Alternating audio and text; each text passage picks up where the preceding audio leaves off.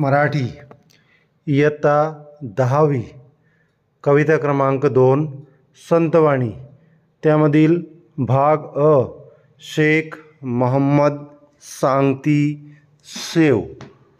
आजच्या या व्हिडिओमध्ये आपण संत मोहम्मद सांगती सेव या कवितेचा भावार्थ पाहूया, कवितेचा सरळ अर्थ पाहूया। विद्यार्थी मित्रांनो, परीक्षेमध्ये आपल्याला विचारले जात आहे की कवितेचा अर्थ लिहा, त्यासाठी तुम्हाला 2 मार्क असतात। म्हणूनच आजचा व्हिडिओ हा कवितेचा भावार्थ म्हणजेच कवितेचा सरळ अर्थ याचा आहे। पहा, केकतीला काट्याचे वेडे, भीतरी निपजती केवडे, तैसे साधूचे शब्द गाढे, परोपकारा लागी। त्याचा अर्थ आहे, अर्थ लिहा। कवी या कवितेमध्ये सांगतात की केतकीच्या झाडाला काट्यांनी वेढलेले असते, तरीही त्यात सुगंधी केवडा जन्माला येतो। त्याचप्रमाणे साधूचे शब्द वरून कठोर असतात, पण आतून मायाळू असतात।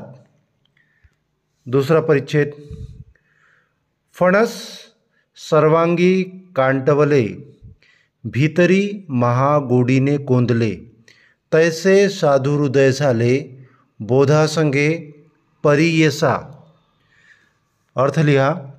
कवी म्हणतात की फणसाच्या अंगावर काटे पसरलेले असतात, परंतु आतमध्ये गोड गोड फणस असते। तसे साधूचे मन शिकवण देताना वरून कठीण वाटले तरी ते आतून गोड असते। तिसरं पहा, नारळ कठीण दिसे बाहेर, भीतरी खोबरे अरुवार, तैसे साधूचे अंतर बोंधे ओसंडले। अर्थ लिहा। नारळ, अर्थ लिहा।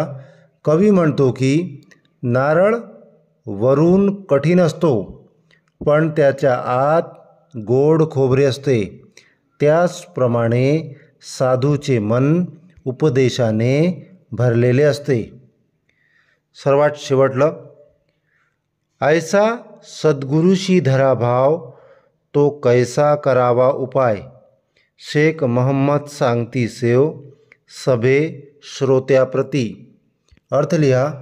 कवी म्हणतात की अशा प्रकारे श्रोते हो, सद्गुरूच्या मनातील सद्भाव तुम्ही स्वतःच्या मनात धारण करा, हा उपाय आचरणात आणा, त्याचप्रमाणे वर्तन करा, संतांनी केलेल्या उपदेशाचे सेवन करा, असे कवी श्रोतेजनाच्या सभेमध्ये सांगत आहे। मेरे प्रिय छात्रों, ये भावार्थ का वीडियो था। मैं आशा करता हूँ कि आपको पसंद आया होगा। मिलते हैं अगले वीडियो में।